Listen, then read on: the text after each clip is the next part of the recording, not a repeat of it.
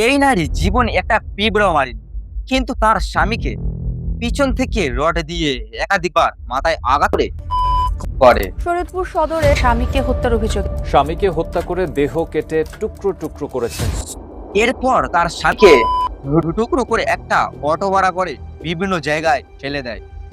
শেষে এক টুকরো ড্রামে করে পাশে একটা ফ্রিজে রাখতে যায়, কিন্তু দুর্গন্ধ ছড়ায়। এতে স্থানীয় লোকজন সন্দেহ করে, 399-এ ফোন দেয়, সাথে সাথে পুলিশ এসে আটক করে। আসসালামু আলাইকুম, আমি আছি আপনাদের সামনে মিরাজ। আশা করি এই ভিডিওটা দেখার পর এই কেস নিয়ে আর কোনো ভিডিও দেখতে হবে না। তবে আমাদের একটু পিছন থেকে শুরু করতে হবে।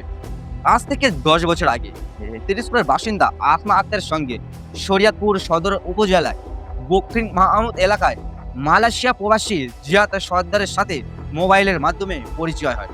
তাদের দুজনের মধ্যে কথা বলতে বলতে সম্পর্ক একটু গভীর হয়। এরপর আস্তে আস্তে তাদের মধ্যে প্রেমের সম্পর্ক হয়। এমন সিচুয়েশন তৈরি হয় যে কেউ কাউকে ছাড়া বাঁচবে না। সম্পর্ক এত গভীর হয়, কিন্তু এদিকে শরিয়তপুরের সর্দার মালয়েশিয়া প্রবাসী এর আগেও বিয়ে করেছে। তারপরেও আসমা আক্তারের সাথে গভীর প্রেমে জড়িয়ে পড়ে। জানলে অবাক হবে, আসমা আক্তারেরও স্বামী আছে। এমনকি তাদের দুইজনের দুইটা করে সন্তানও আছে, একটা ছেলে একটা মেয়ে।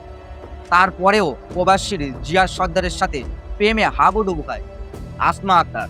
জিয়া সর্দারের বয়স ছিল 45 বছর, আর আসমা আক্তারের বয়স ছিল 35 বছর। আজ থেকে 8 বছর আগে 2018 সালে মোবাইলের মাধ্যমে তাদের দুইজনের বিয়ে হয়। ঠিক এই সময় আসমা আক্তারের আরও একটা সংসার ছিল।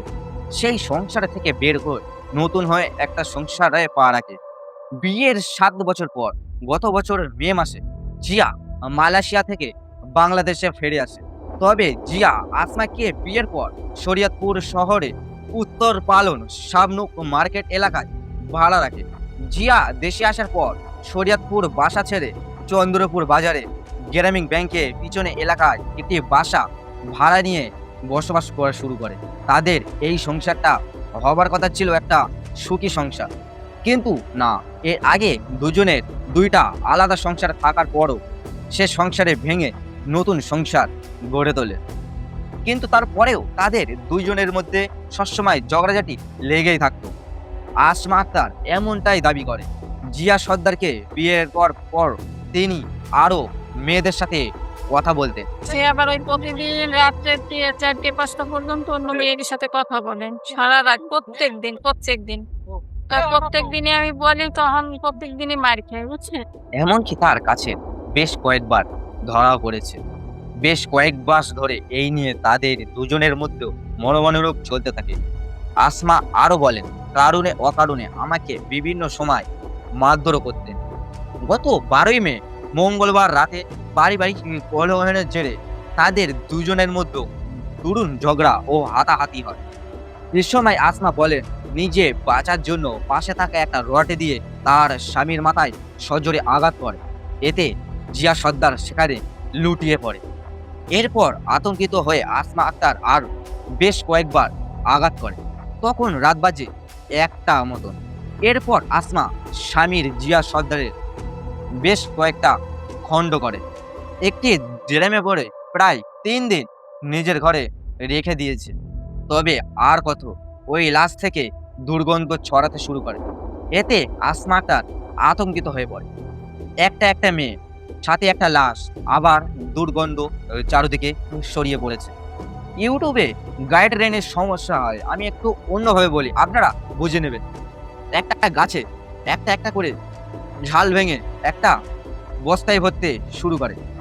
গাছের চামড়াগুলো একটা ড্রামে ভরে, এভাবে পুরো একটা আস্ত গাছ ভেঙে পড়তে 6টা বস্তা ভরে যায়। এইবার পালা ওই ঘর থেকে ও বস্তাগুলো সরিয়ে ফেলা। কিন্তু একা মেয়ে মানুষ কিভাবে সরাবে, এটাও চিন্তার বিষয়। কিন্তু 6 বস্তার ভিতরে 1 বস্তা ছিল ওই গাছটার চামড়া। বাকি 5 বস্তা বাইরে ফেলে দেওয়ার প্ল্যান করে। আর এই প্ল্যানটা খুব তাড়াতাড়ি তাকে সম্পূর্ণ করতে হবে, কেননা ওই গাছটা থেকে দুর্গন্ধ ছড়াতে থাকে আর আশেপাশে ভাড়াটিয়া তারাও টের পেয়ে যাবে। এরপর কিছু অংশ তিনি পদ্মা নদীতে ফেলে দেয়। কিছু অংশ একটি সড়কের পাশে ডুবাই ফেলে দেয়। একটি নদীর পাড়ে হাত পাগুলো বস্তা ভরে ফেলে দেয়। পরিত্যক্ত পুকুর পাড়ে মাথাসহ হাত বস্তা ভর্তি করে ডুবাই ফেলে দেয়। শেষে মাংসগুলো ডেরামে করে গরুর মাংস কথা বলে পাশে থাকা প্রতিবেশীর ফ্রিজে রাখার চেষ্টা করা হয়েছিল, কিন্তু ঠিক এই সময় সে গোস্তগুলোতে দুর্গন্ধ ছড়ায়। এতে স্থানীয় লোকজনের মধ্যে ভীষণ সন্দেহ তৈরি হয়। জাতীয় ও জরুরি সেবা নাম্বার 999-এ ফোন দেয় স্থানীয় লোকজন। শুক্রবার 15 মে সন্ধ্যার দিকে স্থানীয় লোকজন 999-এ ফোন দেয়। 12 মে রাত 1টার দিকে খুন করে। 3 দিন পর 15 মে 2026 সন্ধ্যার দিকে পুলিশ এসে আটক করে। আর এই 3 দিন শহীদ ফেলার 5 টপ লাইন আসমা সরিয়ে ফেলে। ভাড়া করা অটো ই-বাইকের মাধ্যমে বিভিন্ন জায়গায় ফেলে দেয়। আসামিকে আটক করার পর পুলিশ জিজ্ঞাসাবাদে সবকিছু বলে দেয় এবং তার মাধ্যমে বিভিন্ন জায়গায় ফেলে দেওয়া বস্তা উদ্ধার করা হয়। তবে অভিযুক্ত ওই আসমা দাবি করে প্রায় সময় তার স্বামী তাকে মারধর করে। আরও বলেন, আমি বুঝতে পারিনি রড দিয়ে আঘাত করা এত বড় দুর্ঘটনা ঘটে যাবে। মারা যাবার পর তেমনি কি করলাম আমি নিজেও জানি না। মাদার ভাই, আমি একটা পিঁপড়েও মারে যাই, আর এখন আমি কেমনে কি করলাম আমি নিজেই জানি না। লাশটি বিভিন্ন জায়গা থেকে উদ্ধার করার পর ময়নাতদন্তের জন্য শরীয়তপুর সদর হাসপাতালে মর্গে পাঠানো হয়। আসামি আসমা প্রাথমিকভাবে নিজের শব্দ স্বীকার করেছে। এই ঘটনায় ধারা একটি হত্যা মামলা দায়ের করা হয়েছে। এই নিঃসন্দেহ হত্যাকাণ্ডের ঘটনায় পুরো এলাকা আতঙ্ক বিরাজ করছে। যেহেতু জিয়া আগের সংসারের ছেলে, জিয়া কান্নার জনিত কণ্ঠে বলে, আমার বাবাকে পরিকল্পিতভাবে খুন করা হয়েছে, আমি এর সূক্ষ্ম বিচার চাই। এই পুরো হিস্টোরিটাই আসলে আপনার কি মনে হয় তা জানাতে পারেন। এর নিচের কি হবার দরকার তা অবশ্যই জানাবেন। সবাই ভালো থাকবেন, সুস্থ থাকবেন, নিজের খেয়াল রাখবেন। আসসালামু আলাইকুম।